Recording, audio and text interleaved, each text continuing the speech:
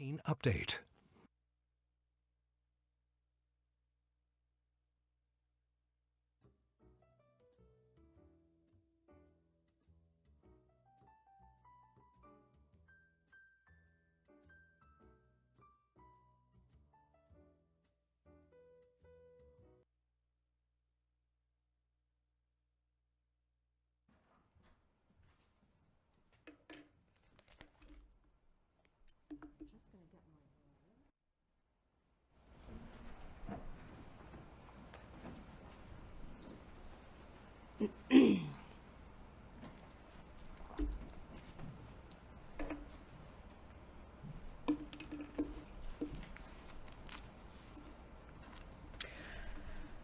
Good morning, everyone. My name is Jennifer Whiteside. I'm BC's Minister of Education, and I would like to acknowledge with respect and gratitude that I'm speaking to you today from the traditional territory of the Lekwungen-speaking people of the Songhees and Esquimalt First Nations.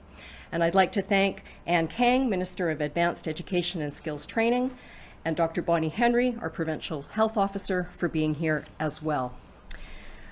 I want to start this morning by extending my heartfelt thanks to teachers, school leaders, support staff, administrators, custodial staff, bus drivers, the students, the parents, the education partners, our rights holders, trustees, advocates, and everyone who supports children in our education system.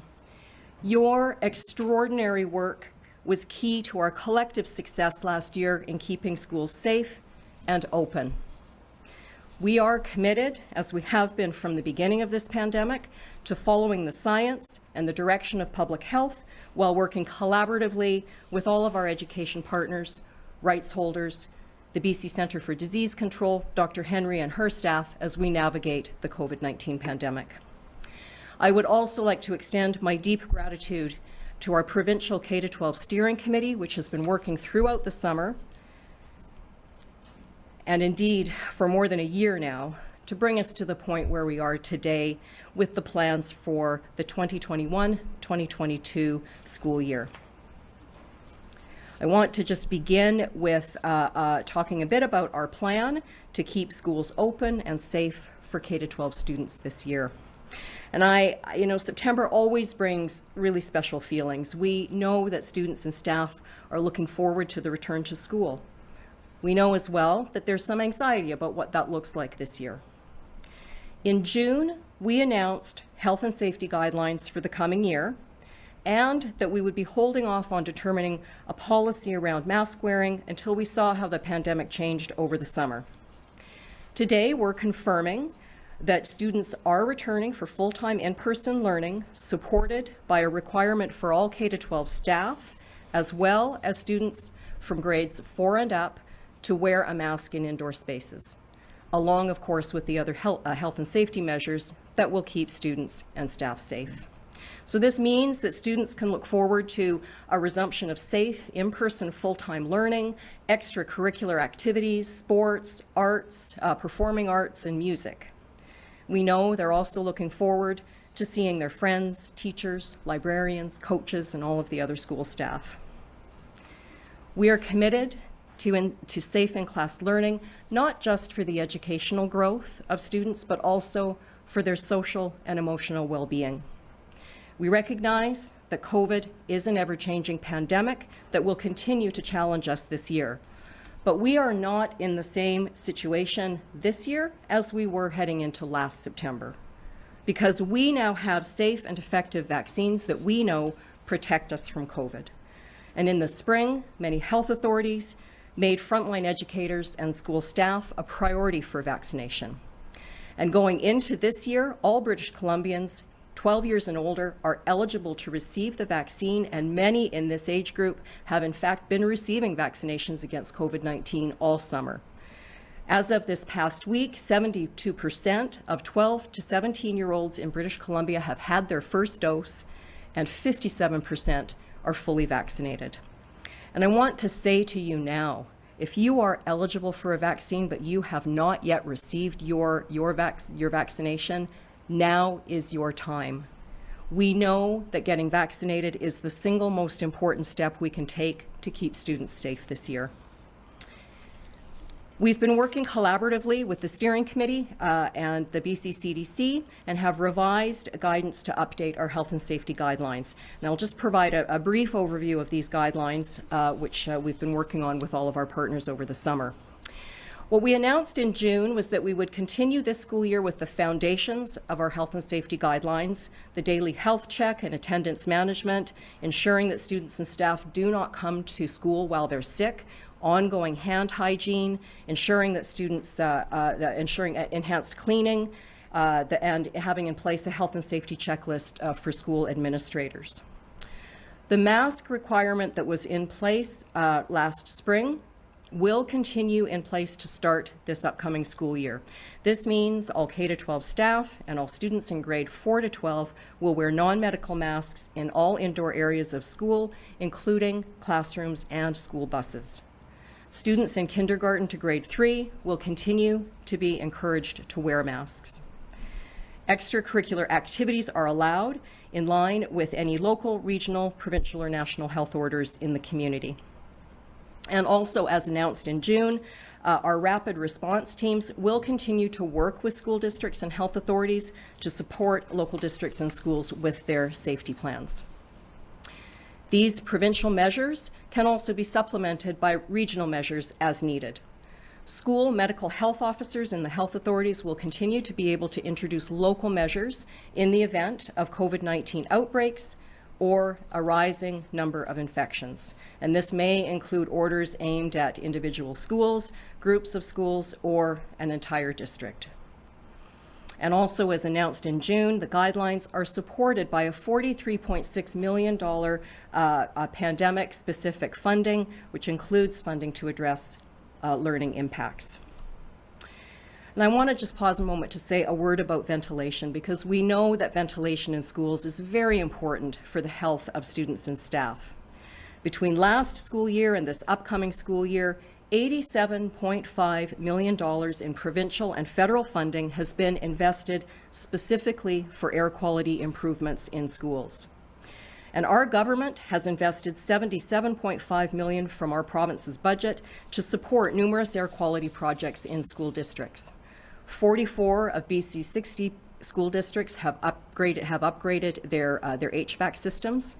And you know, we have over 1,500 public schools in this province, and 100% of those schools are working on ventilation. And our ministry continues to work with all school districts to ensure all mechanical HVAC systems are designed, operated, and maintained as per standards and specifications to ensure that they're working properly.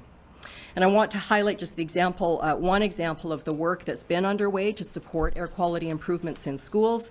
The Vancouver School Board reported to us that their central HVAC and schoolroom ventilation systems have all been upgraded with MERV 13 filters in every school in their district. And we are going to continue to work with districts to ensure they continue to provide clean and safe air for students and staff. I also want to remind everyone that in June we announced an additional $5 million to support pandemic-related mental health programs and services. And school districts are using that funding to maintain mental health programs that they developed last year, or to enhance supports that they have through their regular programming, mental health programming for students. And I would like to provide a special thank you to Minister Sheila Malcolmson and Ministry of Mental Health and Addiction staff for their ongoing support of this important work. If your child needs mental health supports now or leading up to the start of the school year, please visit our Erase government website. Just Google Erase BC and the website will come up, and that will provide you with immediate links to care. Just in wrapping up, I know that educators, principals, superintendents are really looking forward to welcoming students back on September 7th. And we are working hard to make sure that this is a successful return to school. I do want to reinforce that the most important thing we can do right now is to make sure everyone 12 and up who is eligible gets vaccinated. That will help keep students safe. Our education system and everyone in it has been extremely resilient and adaptable over the past 18 months. And I know everyone from educators to staff to trustees have worked so hard to put students first. I really want to thank the educators, and everyone who has remained so focused on children as we start the new school year. Thank you so much, and I would now like to introduce Minister Kang, who will speak about health and safety for post-secondary institutions.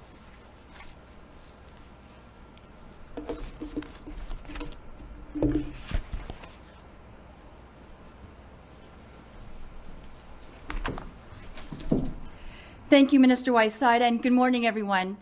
It is my honor to join you from the traditional territories of the Algonquin-speaking peoples, known as the Songhees and Esquimalt First Nations, and I thank them for the ability to gather and work on their lands. I would also like to begin by acknowledging what a challenging time it has been for students, faculty, and staff at BC's colleges and universities. I am grateful to everyone who has done their part to keep our community safe. And I want to acknowledge how difficult the pandemic has been for students. It has affected your ability to learn, to work, to stay connected with family and friends. The pandemic has affected students, and this fall's plan to return to in-person learning is so important for everyone to come back together safely. I know we can do it. I am grateful because I know that Dr. Henry and her team of public health experts are working hard to ensure the right measures are in place to keep everyone on BC campuses safe as we return to in-person classes. In July, a team of experts released the COVID-19 Return to Campus Plan and guidelines, recognizing that guidelines would require periodic updates to align with evolving pandemic health guidance. We are listening to students, faculty, and staff across the province. I will let Dr. Henry speak to the details, but our close working relationship with the public health has led to 2 new requirements that will change in-person learning on campus. The guidelines are being updated to reflect the new mask order and the proof of vaccination requirement, in particular for students living in student housing. For campus life, the new provincial proof of vaccination requirement announced yesterday means people must be vaccinated in order to live in student housing, to go to a pub, to go to gym, including varsity students, to attend an indoor club meeting like joining a choir. And of course, that same proof of vaccination will also be required for activities that can be a big part of student life, like indoor concerts and attending sports events. Colleges and universities may choose to adopt their own vaccine policies or ask for proof of vaccination that go beyond those set out for provincial health order. Those that do so should work with public health and will be responsible for doing their own due diligence. The goal is to get more people vaccinated because we know our safety on campus increases when people are vaccinated. If you haven't gotten vaccinated, please do not delay. Book your appointment today and make a positive choice to get vaccinated, protect your community, and continue to play an active role and enjoy the activities that you would with your loved ones. It is a part of ensuring a safe return to campus, and I am confident the new vaccine requirements on campus, the mandatory masks will keep people on campus safe and give students, faculty, and staff the confidence they need for a successful return to campus. Thank you. And now I would like to invite Dr. Henry to the podium. Dr. Henry. Thank you very much and good morning. So as mentioned, there's a lot of work that has been going on, and as we've talked about over the last few weeks. And I'd also want to start by thanking all of the school communities, our campus faculty, students, and families from K-12 to our post-secondary institutions. We know this has been a long road, and we have a ways to go yet. We were, of course, hopeful that we would make it through this summer, and with the important vaccine progress that we've made in BC, that we'd be able to release some of the restrictions that we have had in place over the last few months and years. However, we now know that there is still a need for certain measures to be taken. We faced hard choices, we've made sacrifices and adjusted a new way of life for all of us over this last 18 months.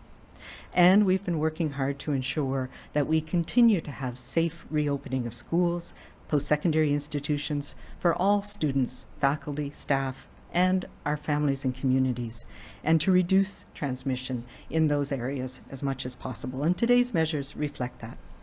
While we have made incredible progress in our shared efforts to be vaccinated and to put this pandemic behind us, in the broader community, as you know, we are seeing increased transmission and increasing levels of transmission, particularly among unvaccinated people, as we've talked about, and in part, of course, due to the increased transmissibility of the variant that we're seeing circulating right now, the Delta variant. So today I'm announcing we are reintroducing a mask requirement across British Columbia for all indoor public spaces. This measure is needed to ensure that these indoor settings are as safe as they can be for all of us as we head into the fall and we spend more time in activities, whether it's school or other activities indoors. So a provincial health officer order will require masks to be worn by all British Columbians 12 years of age and older in many indoor public settings starting tomorrow.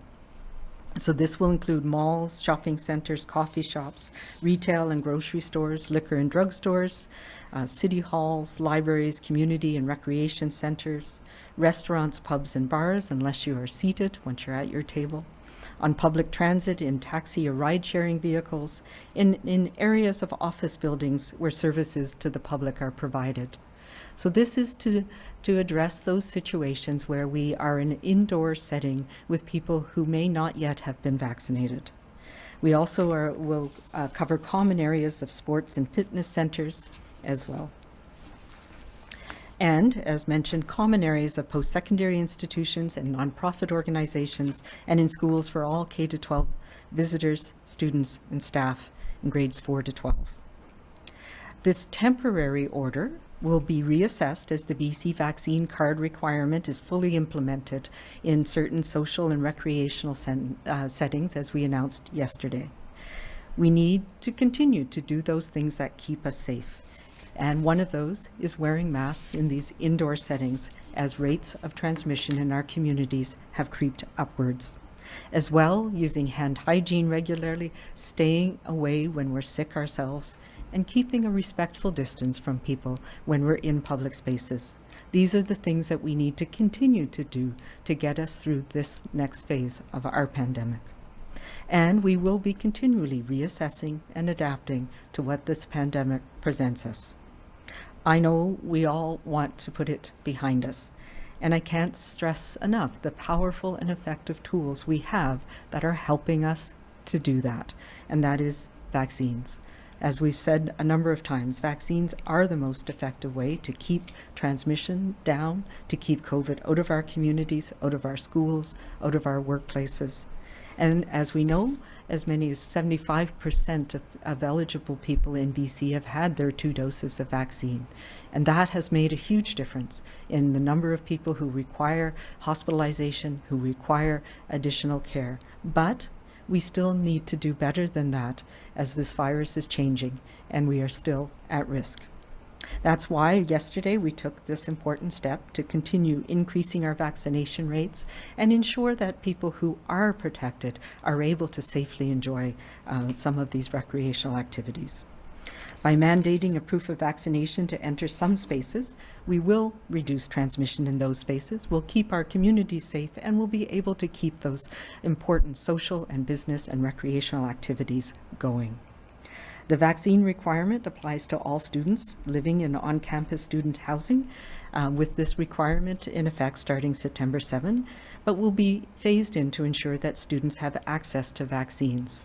Public Health is working with post-secondary institutions to ensure that all students, staff, and faculty have timely access to immunization, and we will be working as well with all of the schools to ensure that vaccines are available in schools when needed, but to ensure that all staff and students can have easy access to the vaccines that we need.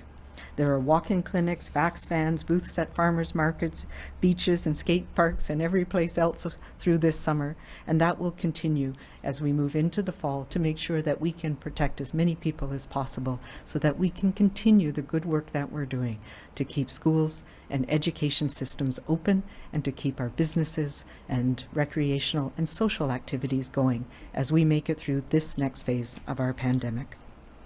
Thank you, and we're happy to take your questions. Thank you, Dr. Henry. As a reminder to reporters on the phone line, please press star 1 to enter the queue. You're limited to one question and one follow-up only. First question today is from Richard Zussman, Global News. There obviously is a lot to process there. You were just last week, you were at a BC Lions game not wearing a mask. Now all of a sudden we have a mask mandate province-wide. What changed over the last few weeks, and how important do you believe the province-wide mask mandate will be in terms of cutting down on transmission of the virus? Yeah, so what we were talking about as we've monitored the things that have been happening through the summer, we know that people who are immunized, particularly in outdoor spaces, keeping distance, that risk of transmission is very, very low. But we also know that as we move into the fall, we're starting to congregate more in indoor public spaces. And right now, we know that this virus is transmitting in some of those indoor public spaces. So this is an additional measure. We've said all along, masks are one of the additional measures that we need in certain circumstances, particularly when we're in places that may have poor ventilation, where we're around people whose vaccine status we don't yet know, when we're in those situations where we can be in close contact with others over a period of time. So that's what this is going to do. It's really, we've heard from many, many people about the importance of continuing to pay attention to these basic measures in our communities, in those public spaces. This is a different situation than we were in last year, where we didn't have immunization, and we now have plans in workplaces and other settings where we saw a lot of transmission. So it is addressing this specific risk as we move into the fall, into respiratory season, in those settings where we can't control our environment as well. Richard, do you have a follow-up? Again, we're just processing some of this information. So I'm trying to understand around vaccine requirements. Why no vaccine requirements in the K-12 system in terms of students who can be immunized or administrators? And can you walk through, again, I know you mentioned some of this, but I was trying to process the mask policy, about immunization on campuses, what those requirements will look like. And for K-12, will there still be notices going home in terms of whether when there are COVID events that occur in the school setting? So I'll turn it over to the Minister to answer some of those questions. But yes, we are encouraging, of course, all people who work in the education sector and all children 12 to 17 who are eligible for vaccination to be immunized. And we're supporting that through clinics that we'll be having with schools and in communities. And what we are seeing is that vaccination rates in school settings reflect the communities that those schools are in. So we'll be working as our ground game, as Dr. Ballum calls it, to make sure that we're making vaccine available to people in those settings. And, you know, this is one of those things where there are a whole bunch of different factors that are in play around vaccine mandates. And we've talked about this a little bit about where it is an important difference and outcomes are at risk, if you will. So the measures that we introduce, for example, of mandatory immunization for people who work in long-term care. That is because we know that once the virus is introduced in a long-term care setting, even fully vaccinated elderly seniors may become infected and can be lethally affected by this virus. And we saw this over the weekend where we had 10 people in long-term care succumb to COVID. So it is really important that everybody who works in long-term care be immunized. It's important that healthcare workers are immunized so that we can protect each other and stay healthy, and also protect the people that we care for. So the the immunization mandates are very important, and those are the things that we're working on in those settings. When we talk about post-secondary, I will say that there is a requirement for health sciences students to be immunized, because we know that they are required to do practicums and other training set in healthcare settings, including long-term care. So we're working with the health sciences sector to make sure that students are aware of the requirements for them to be immunized in those settings. And maybe I'll turn it over to Minister Whiteside. Thank you, Dr. Henry, and thanks for the question, Richard. With respect to vaccinations in K-12, I just want to say that I am so grateful for the work that our partners continue to do to encourage high rates of vaccination. The BCTF, the QP, the school trustees, all of our education partners have been sending the same message about the importance of being vaccinated. And we saw in the spring, when vaccination became available for school-based staff in Surrey as part of our response to the situation that we were in Surrey with in the third wave, that there was very high uptake amongst school staff to get the vaccination. So we're confident that in K-12 that we are all of our partners are on the same page about the importance of vaccination. I think that we can look at the numbers as well for the 12 to 17 cohort, where we see really dramatic uptake of vaccinations. We've got some further ways to go yet. Remember, those vaccines have been available for that age group since just the end of the school year. And I know that Dr. Bellum and her team are working with our ministry, with school districts, on ways to reach out to that cohort leading up to September and through September to increase those vaccination rates. So there is a concerted effort across our sector in that regard. And I'm sorry, Richard, did I miss another part of your question?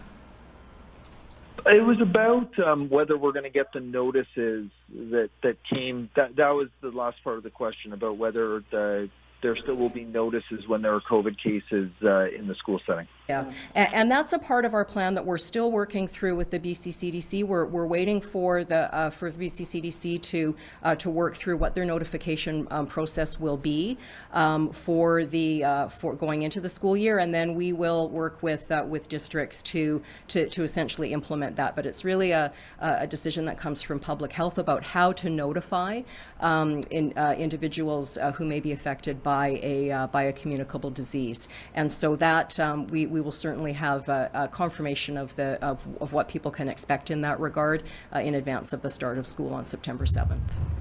Next question is from Maria Weisgarber, CTV. Well, hi there. Thanks for taking my question. I wanted to ask about learning groups or cohorts in school for K-12. Are those going to be in effect again for the 2021-2022 school season? And if not, why not continue to try to keep students and teachers in select groups? Thank you for that. And as we'd announced in June, there will not be cohorts or learning groups applied in K-12 this going into this school year. What we have focused on, and what we know parents and students are really looking forward to, is full-time in-person learning. And so we signaled to the sector in June that they should plan for timetables that reflect that approach. And again, we are not in the same position now coming into this school year as we were last year. We have vaccines, we have very high uptake with respect to vaccines, and we know that the best place for children to be learning is in schools with all of the supports that are there. And so that is why there are a number of other measures in place to ensure school safety this year. Maria, do you have a follow-up? Yes, I do. Thank you. Relating to post-secondary students, I wanted to get a little more clarification about student housing. What will happen with students who are not yet vaccinated, who have secured housing in student residence, which is notoriously pretty hard to get on some campuses? And why is that vaccination requirement also not extended to classrooms on campus? Mr. Kang? Thank you for that question.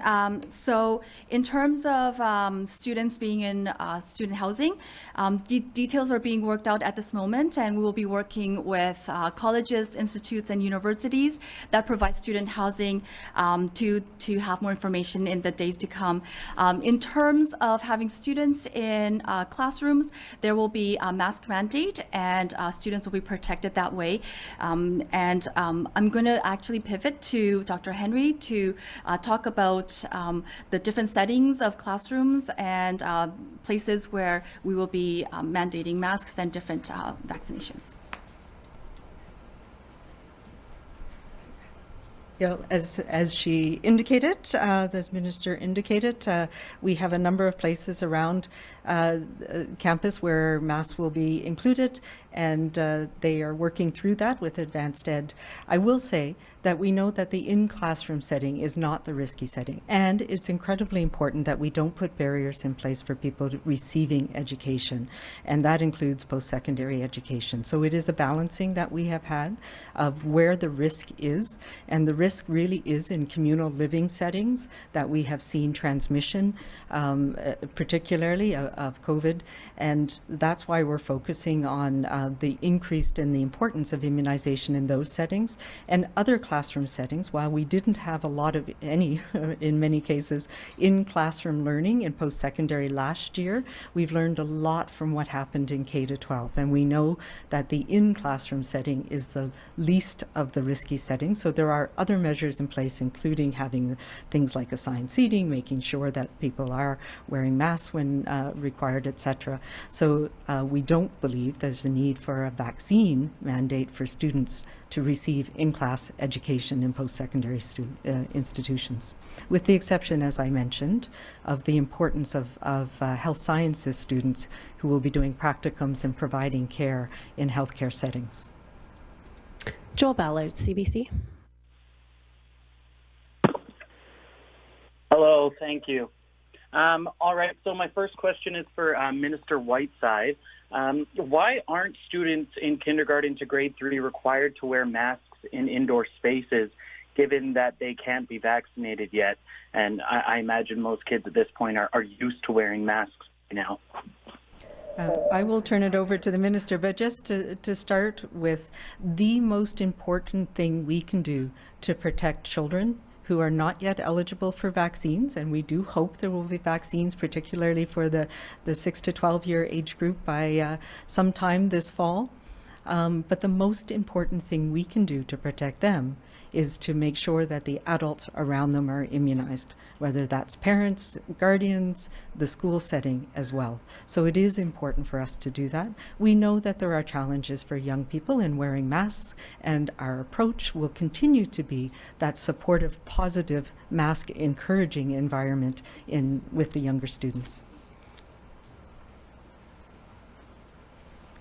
Thank you, Dr. Henry. And yes, precisely, we know that that there's been much effort to create positive mask wearing culture across our school system, and the mask guidelines that we are implementing for this September mirror those that were in place at the end of the last school year. So it's a procedure, it's a set of requirements that everybody in our school system is familiar with. We will continue to encourage younger children to wear masks, and continue to encourage the creation of that strong mask wearing culture. And again, just to reiterate also what Dr. Henry's advice with respect to vaccination. We're not in the same place now that we were heading into the last school year.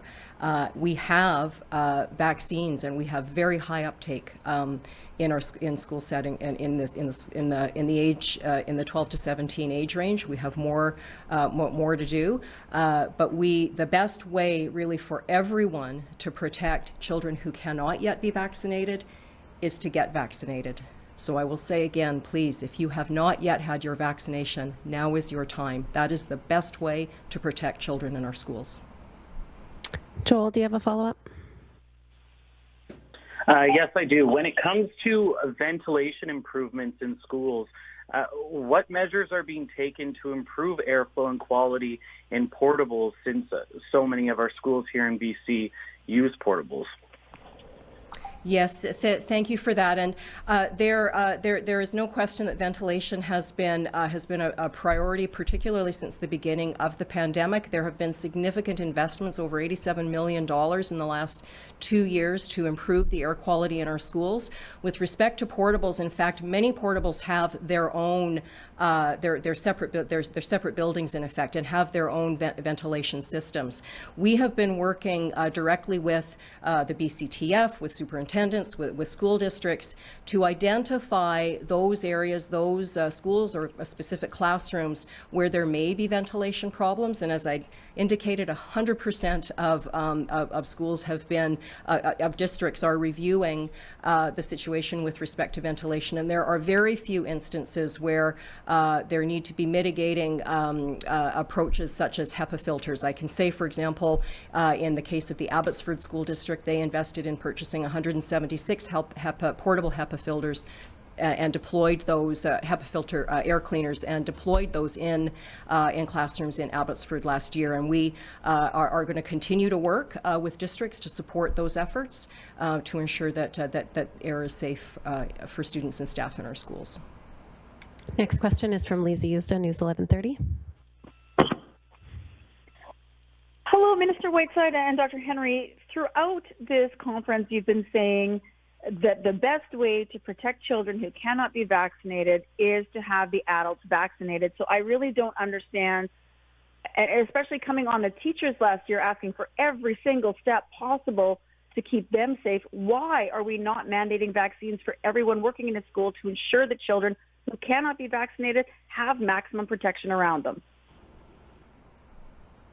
Well, maybe perhaps I'll start and then hand it over to Dr. Henry. I think, Lisa, that we have seen significant uptake of vaccines amongst school staff. We saw in the Surrey School District, which was the epicenter in the spring for COVID in the province, very high rates of uptake around vaccinations as soon as they were available. And we, of course, saw exposure notifications in schools drop right off after those vaccinations were delivered to school staff. So we are going to continue to work with Dr. Ballum and her team and public health and school districts to ensure that that vaccines are available, and that we have and that we reinforce the strong message we have across all of our partner groups in education about the importance of vaccination. That is going to be the focus of what we do over the coming weeks.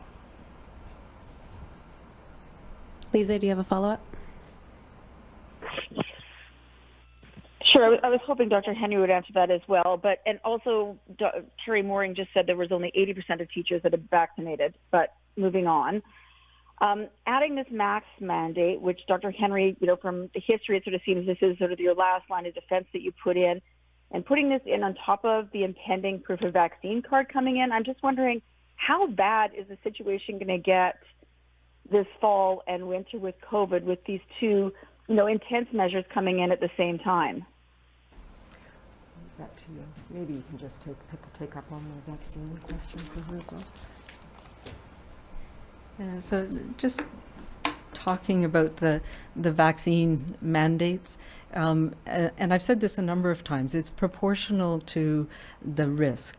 And we know that schools are a safe setting, that the risk of transmission in the school settings is actually very low, even in the absence of vaccines last year. So absolutely, I believe that we should be encouraging, making sure it's available, and then looking at what are the things that need to be in place to make sure that every adult who can be immunized in a school setting is immunized, or every eligible person, but particularly the adults in the school settings. So there are many things still on the table that we will be looking at as we go through this next few weeks and months. It's hard to say what is going to happen over the fall. Obviously, we're watching the case rates. We're looking at transmission in certain communities, particularly where there are pockets of people with low or who are under or unvaccinated. And those are the issues that we'll need to continue to address as we go through the next few months. The mask mandate is one of those additional layers that we're putting in place as we transition through the fall. And we'll be watching whether influenza comes again this year, whether we have other respiratory viruses that they're starting to see in other places. So these are all things that we are adapting and changing as we're going through this pandemic. And in the face of high immunization rates, the risk is different. And, you know, we've seen some modeling. We have modeling that we've been doing in BC CDC, and the things that are helpful is there are many different models and modeling groups around the country and the province, and they all have slightly different things, outcomes. But what they tell us are some of the important things. And one of the most important indicators for stopping transmission as we're heading into a season where we know respiratory viruses, including COVID, spread more easily, is to increase immunization rates across the board. And we know that even a 10% increase per age group makes a big difference in blunting the impact of even the Delta variant that we're seeing being transmitted right now. So those are all things that we're focusing on right now. We're looking at adapting the measures regionally, as you know, where we're seeing pockets of high transmission, and we'll be continuing to do that in the next few months. But right now, these are the measures that we think are important to take us through the BC vaccine card and the initiative to try and ensure that we can have continued safe activities over the next couple of months, and those indoor public spaces, making sure that we're protecting people in those spaces right now too. So it's a learning process, and we're adapting and learning as we're following the epidemiology and watching what's happening. Mike Hager, Global Mail. Thanks for taking my question. So Minister Kang said the responsibility for doing due diligence for any post-secondary school that wants to go beyond a mask mandate will be up to them. Does this mean that universities that want vaccinations and testing requirements will be on their own to figure out how to police that, and either require students to pay for their own testing or pay for it themselves? And is the province kind of leaving universities on their own to work out those expensive logistics? No, I think there was, perhaps that wasn't as clear as it should be.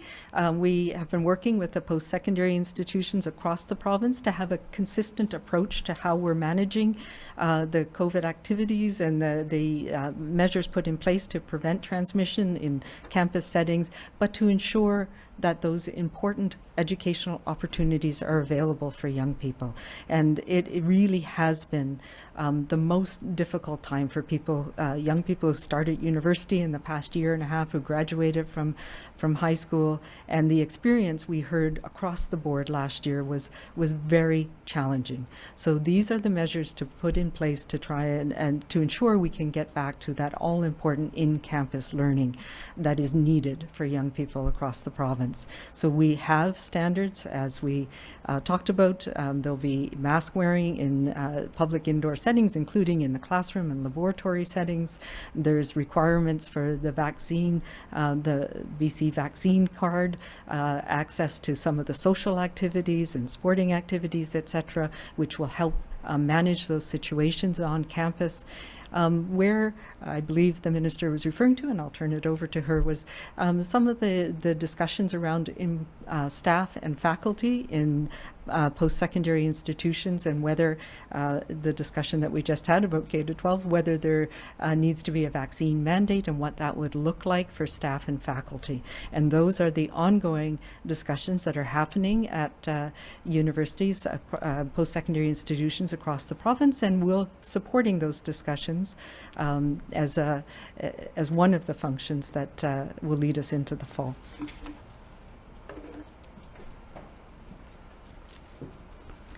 Thank you. And our priority is has always been to continue to be the health and safety of students returning to campus. And I know many staff, faculty, and students are quite anxious in coming back to in-person learning after 18 months of being away and learning virtually. And this initial approach has kept post-secondary students and faculty safe. But in answering your question, like many other businesses and organizations, post-secondary institutions can make their own decisions on vaccination policy for other settings. And the previous settings we've mentioned, as Dr. Bonnie Henry has mentioned, places like ticketed events, sporting events, high-intensity events, restaurants and pubs, clubs such as joining choirs. But to augment vaccination policy for different settings, that's a decision that the post-secondary institutions will be making on their own. And they would be doing their own due diligence and working with public health on that. And so this approach ensures that there's a baseline that's consistent across all colleges, universities, and universities, while also respecting their autonomy. I do want to encourage those that have not gotten their vaccination yet to not delay and book their appointments today. We want to make sure that as we plan to return to on-campus learning, that opportunities are there for all students to enjoy all aspects of student life and campus life. Mike, do you have a follow-up? Of course I do. Sorry, so can you just clarify how many post-secondary institutions are contemplating that next step of requiring vaccines of students and faculty and staff? And then, Mr. Whiteside, you said that uptake's very high in Surrey specifically. Have any districts dipped below, say, 90% in vaccination among teachers, staff, and administrators? And if uptake's so high, why not just make it mandatory? I don't think we've got a real explanation of why not just take it that next step. Thank you. I'll answer the first part and pass it to Minister Whiteside after. So the guidelines now are being updated to reflect the new mask order and the proof of vaccine requirements. And if institutions such as colleges, institutes, and universities would like to make their own decisions on vaccination policy for other settings, they may do that at their own and do their own due diligence, but also work with public health on that.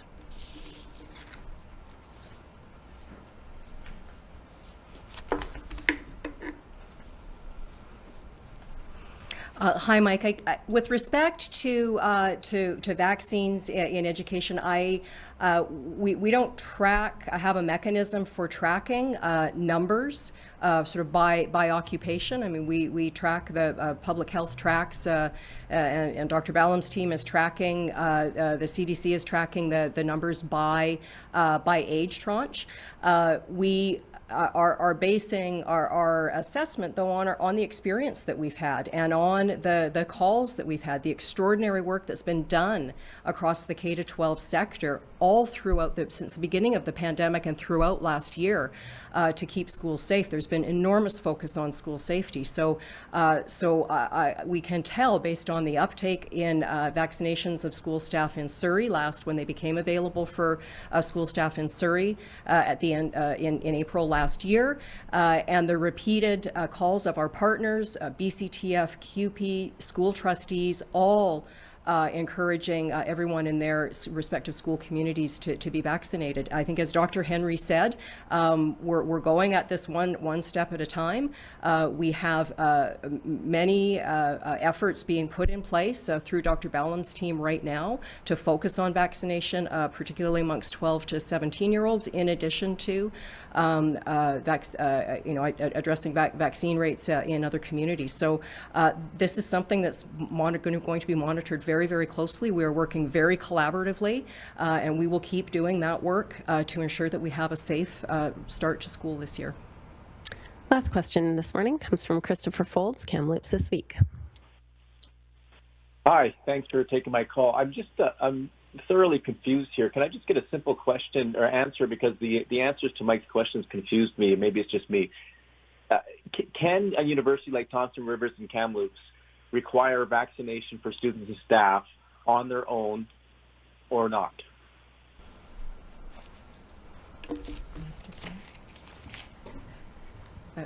I apologize for the confusion. The short answer is, for students, no. We have a public health policy. We have measures in place. Where we think it is important for students is in the communal living settings. So that's the baseline that we have put in place. Whether post-secondary institutions want to have a policy around faculty and staff as an employer, that is where they have some leeway to do that on their own with advice from public health. So we are working with them on those issues.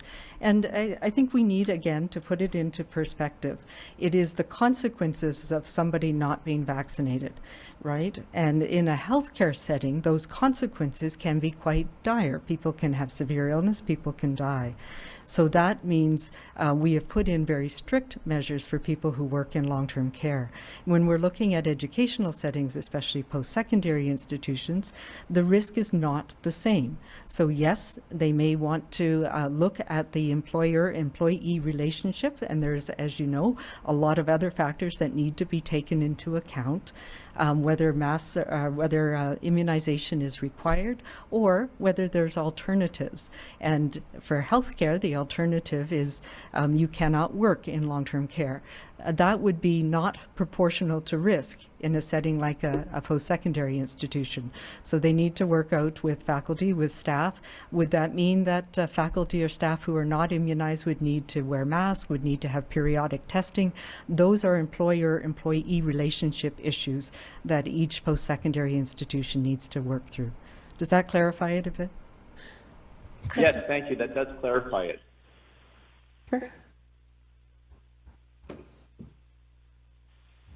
Do you have a follow-up, Chris? I do. One last one for Minister Whiteside, and it's she mentioned with all the rules and procedures. She mentioned public schools. Does all this also apply to private schools?